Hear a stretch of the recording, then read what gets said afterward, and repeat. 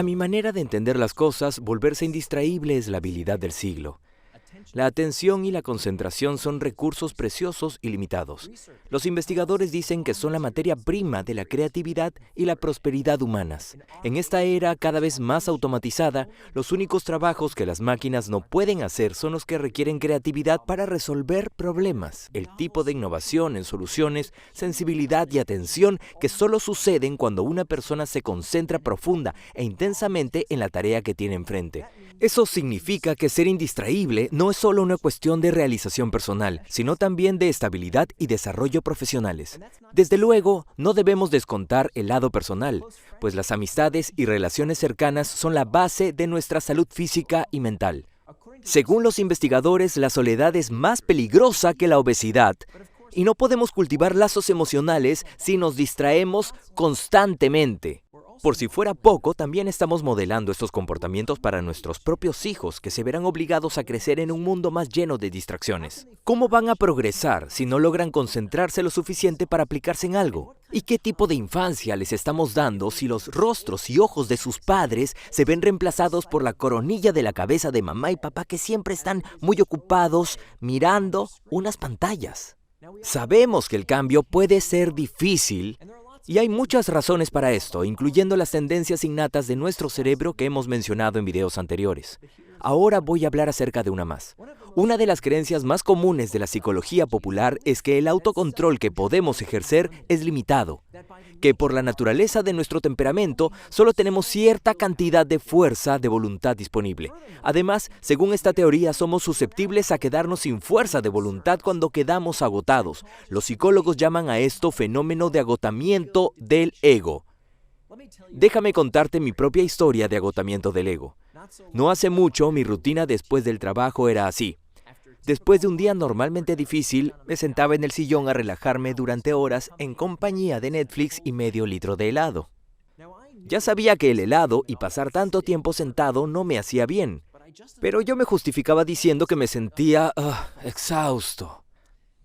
La teoría del ego, que no había oído mencionar en ese entonces, habría explicado perfectamente mi permisividad posterior al trabajo.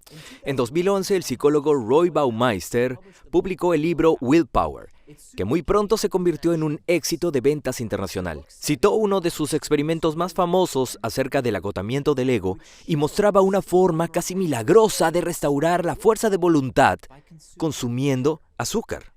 El estudio afirmaba que los participantes que habían bebido limonada con azúcar habían demostrado un aumento de autocontrol y vigor en tareas difíciles. A la gente le encanta esta teoría. Después de todo, ¿quién no querría creer que una bebida deliciosa también tiene beneficios psicológicos? Sin embargo, recientemente académicos como Evan Carter de la Universidad de Miami han cuestionado estos hallazgos. Carter revisó casi 200 experimentos cuyas conclusiones eran que el agotamiento del ego era real y descubrió un sesgo en las publicaciones porque no incluían evidencias de lo contrario. Entonces, concluyó que no había pruebas sólidas para la teoría y que algunos de sus aspectos más mágicos, como la idea de que el azúcar es un extractor de la fuerza de voluntad, quedaban completamente desmentidos. Nuevos estudios muestran que un sorbo de limonada sí puede mejorar nuestro desempeño, pero no por la razón que Baumeister creía. Más bien, el aumento en el desempeño no tiene nada que ver con el azúcar, sino con nuestros propios pensamientos. En un estudio que llevaron a cabo la psicóloga Carol Dweck de Stanford y sus colegas, concluyeron que solo se observan signos de agotamiento del ego en sujetos que creían que su fuerza de voluntad era un recurso limitado. No era el azúcar de la limonada, sino la creencia en su poder lo que daba energía extra a los participantes. Mucha gente promueve la idea del agotamiento del ego, quizá porque desconoce las pruebas en contra. Pero si las conclusiones de Dweck son correctas, perpetuar la idea está provocando un verdadero daño. Si el agotamiento del ego ocurre por pensamientos derrotistas y no por limitaciones biológicas, la sola idea nos hace menos capaces de alcanzar nuestras metas, pues justifica que nos rindamos cuando en realidad deberíamos perseverar. Michael Inslich, profesor de psicología de la Universidad de Toronto e investigador principal del Laboratorio de Neurociencia Social de Toronto, da una visión alternativa de la fuerza de voluntad. Él cree que la fuerza de voluntad no es un recurso limitado, sino que opera como una emoción. Así como la alegría o la ira no se agotan, los altibajos de la fuerza de voluntad se basan en lo que no sucede y cómo nos sentimos. Después de ver la evidencia, concuerdo con su conclusión y pienso que cambiar nuestra manera de pensar acerca de nuestro temperamento es la clave para volverse indistraíble. Esta nueva visión tiene implicaciones profundas en la manera en que pasamos nuestro tiempo y concentramos nuestra atención. Si la energía mental se parece más a una emoción que al combustible, puede administrarse y usarse como tal. Un niño puede hacer un berrinche cuando se le niega un juguete, pero conforme crezca, aprenderá a tolerar los sentimientos negativos con más autocontrol. Igualmente, cuando necesitamos realizar una tarea difícil, es más productivo y útil creer que la falta de motivación es temporal y no decirnos a nosotros mismos que estamos agotados y que necesitamos un descanso y helado. Imagínalo como un continuo. Esta línea representa el valor de todo lo que haces a lo largo del día. A la derecha, el valor de cada acción es positivo. A la izquierda, cada valor es negativo. El lado derecho de la línea es el terreno de la atracción, una palabra que proviene del verbo latino traere, que significa atraer o jalar. Puedes pensar la atracción como todas aquellas acciones que te mueven hacia lo que quieres en la vida, que te llevan más cerca de tus metas. El lado izquierdo de la línea es el terreno de la distracción, que tiene la misma raíz latina que tracción, pero es lo contrario. Durante el siglo XV, esta palabra ya se usaba para referir a un alejamiento de la mente. La distracción impide que avancemos hacia la vida que imaginamos y deseamos. Convenientemente, tanto atracción como distracción incluyen dentro de sí la palabra acción, lo cual nos recuerda que ambas palabras describen conductas que concretamos en nuestra vida diaria. Desafortunadamente, la mayoría abordamos el asunto de manera mucho más pasiva y percibimos la distracción como algo que nos sucede en lugar de acciones que nosotros mismos realizamos. Podemos decir, iba a hacer algo, pero sonó mi teléfono y me distrajo. Sin embargo, el timbre del teléfono no es la distracción en sí, sino un detonante que provocó nuestra siguiente acción. Todas nuestras conductas de tracción y de distracción son provocadas por detonantes. Los detonantes externos son cosas de nuestro entorno que nos dicen qué hacer después, como las alarmas y los timbres que provocan que revisemos un correo o tomemos el teléfono para revisar una notificación. Los detonantes externos pueden ser personas como un compañero de trabajo que se detiene ante tu escritorio. Pero también pueden ser objetos como una televisión que con su sola presencia te pide que la enciendas, o un podómetro que te reta a moverte. Los detonantes internos nos llaman desde adentro. Cuando sentimos que nos ruge el estómago, buscamos un tentempié.